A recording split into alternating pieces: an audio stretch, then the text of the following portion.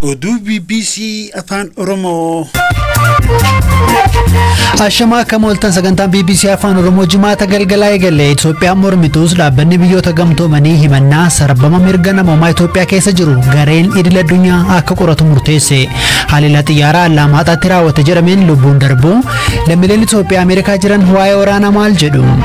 The United States has not stepped in. America fi hawaasni idil addunyaa gibbiin seenne. You can't negotiate with terrorists. Shororkeessitoota waliin Ameerikaan ni mari'atti.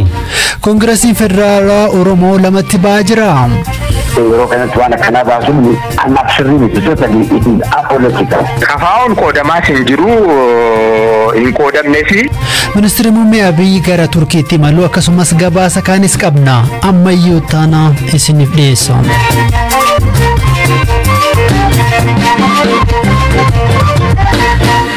Dhaabbanni biyyoota gamtoomanii himannaa sarbama mirga namoomaa Itoophiyaa keessa yeroo waraanaa raawwate gareen idil addunyaa akka qoratu murteesse. Guyyaarraa manni maree mirgoota namoomaa UN addatti dhimma Itoophiyaa irratti Jeeneevitti marii taa'een sagalee caalmaan murteesseera. Mariin kun waamicha gamtaa Awurooppaan kan taasifame yoo ta'u, Chaayinaa fi Raashiyaan biyyoota murtee kana sagalee dhawwatan keessa jiru.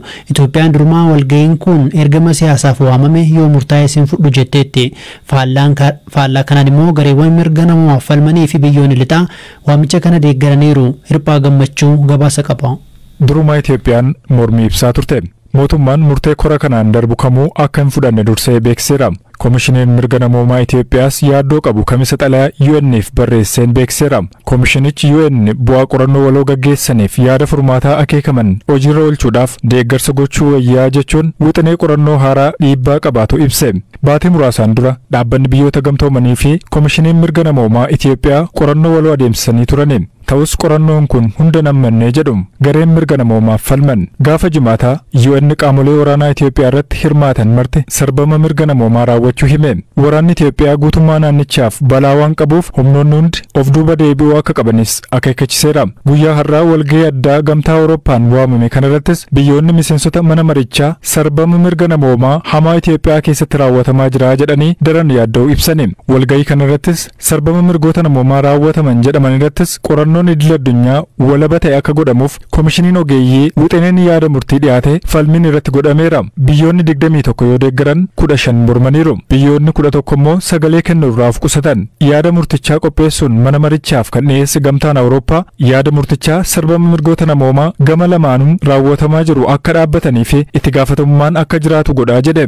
Yaadichi qaama kamiifuu kan hin loognee fi birmadummaa Itoophiyaa kabajuun kan qophaa'edha jedhan bakka buutuun gamtichaa. Bakka bu'aan Ameerikaa waraana Itoophiyaa ammaachaa jiruu fi sarbama mirgoota namoomaa bal'aa raawwatamaa jiruun biyyi isaanii daran yaadda'uu fi qorannoon idil addunyaa walaba ta'e akka godhamu yaada dhiyaate akka deeggaran himaniin. Biyyoonnii fi dhaabbileen kunneen yakkoota sarbama mirgoota namoomaa akka ajjeechaa, hidhaa sabarratti xiyyeeffate, dirqeen gudeeduu, beelaa fi gudeeddii akka meeshaa waraanatti fayyadamu, deeggarsa namoomaa ugguruu fi kaan humnoota mootummaan raawwatamuu ibsaniin. Hidhattoonni TPLF akkasumas loltoonni Eertiraa yakkoota sarbama mirgoota namoomaa bal'aa raawwachuu kaasaniin. Bakka bu'aan Itoophiyaa walgahii kanarratti hirmaatan himannaawwan walgahicha irratti mootummaa Itoophiyaa irratti dhiyaatan bu'uura kan hin qabnee fi dhugaa lafarra jirurraa kan fagaatedha jedhan. Qorannoon waloo koomishinii mirgoota namoomaa Itoophiyaa fi waajirri mirgoota namoomaa UN taasisan mootummaan beela akka meeshaa waraanaatti akka hin fayyadamne akkasumas gargaarsa namoomaa uggure jedhus dhugaa lafarra hin jirre mul'isu jedhan. Yaadni murtii qorannoo irra deebii akka godhamu jedhus bu'aa siyaasaa argamsiisuudhaaf kan qophaa'e jechuun balaaleffatan.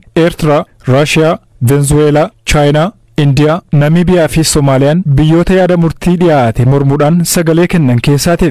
Bakka buutuun Naayijeeriyaas qaama haaraa sarbama mirgaa qoratu ijaaruun bu'aa addaa buusuun qabu jechuun miseensonni kaanis hojiilee mootummaan Itoophiyaa raawwachaa jiru akka deeggaran gaafataniiru.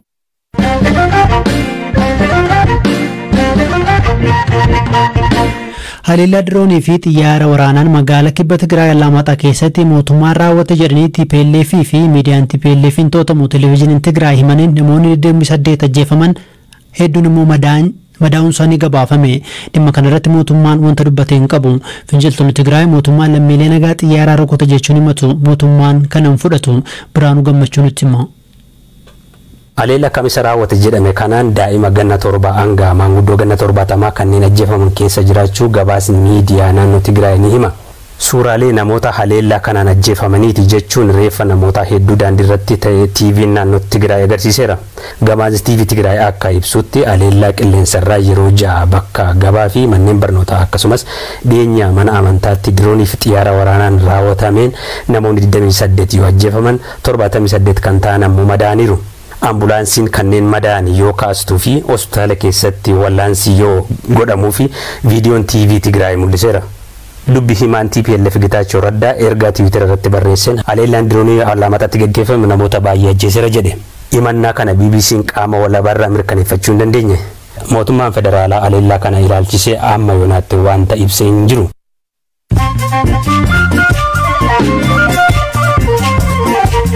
Amma oduuwwan gaggabaabasanitti ministeerri muummee Abiy Ahmad gara Turkii imaluun pirezidaantii biyyattii waliin wal argan. Imalli isaaniis walgahii Turkii fi Afrikaa irratti hirmaachuuf jedhameera. Maatii namoota balaa xiyyaaraa Itoophiyaa mudateen miseensa maatii isaanii of biraa dhaban mootummaa Ameerikaa himatan. Sababni dhiyeessanis Ameerikaan dhaabbati Boeing himannaa yakkarraa bilisa akka ta'u iccitiin dalagdee kan jedhudha. Manni murtii olaanaa federaalaa dhimma ajjechaa shamarree Hayimaanoot Badhaadhaa irratti murtii adabbii kennuuf beellama qabate. Ajjechaa isheen dargaggoon tokko shakkamee dhimma isaa hordofaa ture. Shamarreen kun waggaa 2 dura osoo qorannoo digirii lammataarra jirtu Xuqur Ambassaatti haala suukaneessaan ajjeefamuu ishee ni yaadatama. Gaazexeessaa Taamiraat Nagaraa kaleessa mana murtii magaalaa Galaanitti dhiyaachuu haati warraasaa Salaam balaa BBC'tti himte. Taamiraat guyyoota 14 booda mana murtiitti kan beellamame yoo ta'u kana dura maatiin achi buutee isa dhabanii rakkataa turuu himaa turani. Kibba bahaa Keeniyaatti qeerransi daggalaa ba'ee mana namaa seenee ture qabame. Biyyattii keessa bineensonni mana namaatti cabsanii seenuun waan haaraa miti.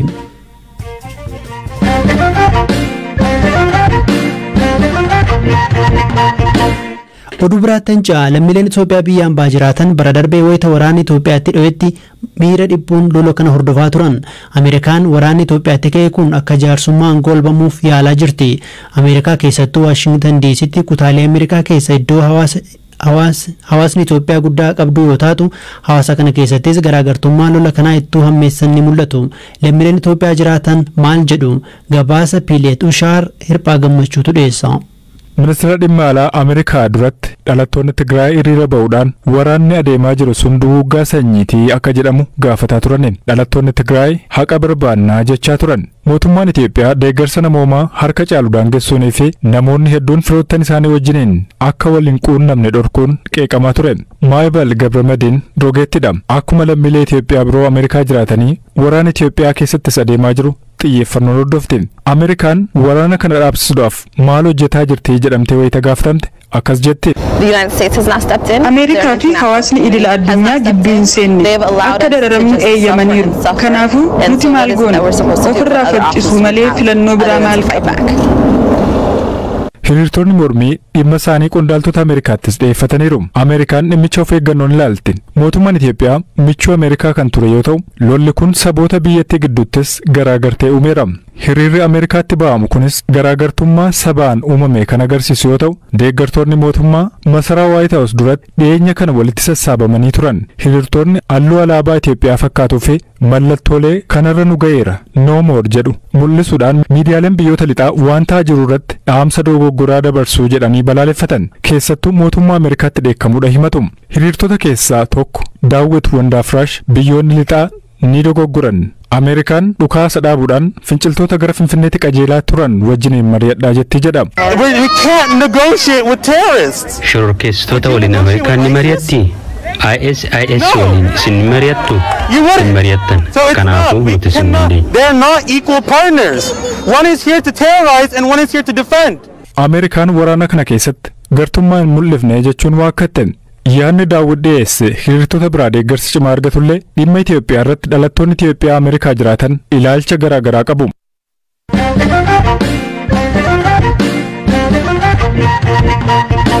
Dhaabni mormituu Koongireesii Federaalistii Oromoo qoodamaa hin jiru wanti mudatees kan kanaan ga'u miti jedhe. Guyyoota muraasa dura yaada hoogganni olaanaa dhaaba KFO miidiyaa biyya keessaaf kennaniin murtee dhaabichi dhiyoo murteessee ifatti mormaniiru. Dura taa'aan dhaabichaa obbo Gabroo Gabramaariyaam isa dhaabichi mootummaan yeroo hundaa'u jedhee torban 3 dura gaafatee qeeqaniiru.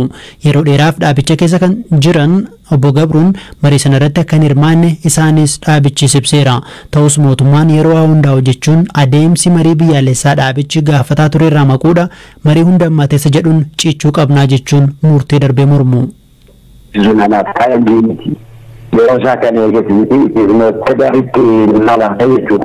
Ka hooggansa dhaabichaa tokkotti murtee dhaaba kana ni mormitu. Garaagartee yaadaa hangana akkamitti hooggansa dhaaba tokko jalatti uumamuu danda'e? Kanaaf waan haaraa mitiidha. Garaagarummaan yaadaa uumamuu jedhamee ka'ama. Garaagarummaan yaadaa immoo jiraachuu isaatii fi wal falmuu garuu itti tiraadiishinii kan qabnu. Rakkoon akkasii jira dhugaadha. Kanaaf amma yaada keessanii fi yaada hooggantoota kaan wal bira qabee gaafa laallee jedhu hooggansi KFO lamatti ramaa jira yookiin immoo qoodamaa jira jechuu dandeenya. Hin dandeessu. Yaada kana irratti waliigaltee dhabu jechuun ani iddoo lamatti qoodameera waan nama jechisiisu. Malee ani yeroo hundumaa yaada kanan amma paabliik irriibaa nan bahee ta'anii kana baatee biyyi murteessaadha argite yeroo kanatti waan akkanaa baasuun sababni keessa maali? Sababni keenya the political situation in the country, the political landscape irratti ilaalamuu qaba. Ibsa dhaabichi baasee mormitaniittu maaltu ta'uu qaba ture silaa? Political dialogue adeemsifamuu sun jira. Isaan sana immoo raayii ta'uu jenne we have to seriously discuss it and at least a central committee session should be there. Kanaafuu mootummaa yeroo hundaa'u jedhee KFO'n ibsa yeroo baasu yoo xiqqaate koree hojii raawwachiiftuun alatti koreen giddu galeessaa argamuu qabu ture yaadi keessan. Ibsi dhaabichi torban lama dura baasee haaraadha yaadi keessan. Kana dabee qofa otoo hin ta'in nuti fudhannu jennus the already established de facto government injiru jechuun salaamaawii Tigiriin sana faalle. Dhimma kana kan gaafannee fi itti gaafatamaa waajjira dhaaba KFO kan ta'an obbo Xurunaa Gamtaa dhaaba siyaasaa tokko keessa garaagarummaa yaadaa jiraachuun akka malu dubbatu. Rakkoon dhaabicha mudatee ture amma itti babal'atee adeemaa akka hin jirre himaniiru. Dabalataan ibsichi koreen hojii raawwachiiftuu kooramii guutee irratti mari'atee kan murteesse haaboo jedhedha jechuun yaada obbo Gabruu mormu. Ta'us isaanis akkuma obbo Gabruu kun dhaabichi qoodamaa jira jechuu miti jedhu. Habtaamuu Xibabuutu dubbise. Haala KFO'n itti adeeme yookaan immoo murtee koree hojii raawwachiiftuun murteessite ala ba'anii namooti gaazexaa dhuunfaatiif illee yaada isaanii ibsan jiru. Rakkoon sun babal'atee adeemaa hin jiru. Irrattis mari'ataa jirra. Gara fuulduraattis furmaata itti argamsiifna jenneetu amanaa jirra. Jala murree kan dubbachuu barbaannu garuu inni KFO'n paartiidha. Paartii immoo namoota yaada isaanii wal fakkaatutu walitti dhufee paartii hundeessee qabsaa. Ciminni isaas akkuma kana garaagarummaa qabaachuudhaaf hin danda'a. Kanaafuu kan namoonni tibba kana bal'inaan haasa'amaa ture KFO'n qoodamaa jira kan jedhu maal jettu isin dhimma kanarratti? KFO'n qoodamaa hin jiru hin qoodamneefi namoota tokkotu oduu yookaan olola adda addaa irratti geggeessu maqaa balleessu namooti biraas jiru namni isaan maqaa balleessanii intini jedhan koree hojii raawwachiiftuun koramii guutee jechuudha manii guutee irratti mari'atee kan murteessee haboo jedheedha waa'ee ibsa sana ilaalchisee. Dhaggeeffattoota keenya sagantaan BBC Afaan Oromoo jimaata galgalaa xumuramaatti jira. Oduu tokkoon isinitti hima pirezidaantiin United States Joe Biden loltoota biyyattii tajaajilan sadiif kabaja waraanaa isa guddaa fi dhumaa yeroo kennan lammiin gurraachi tokko erga waraana Veetnaamii gurraacha isa jalqabaa kabajni kun kennameef ta'e. Loltuun kun loltuu gurraacha jalqabaa waraana Afgaanistaanii fi Iraaq irratti hirmaatee badhaasni olaanaa kenname isa jalqabaate jedhameera.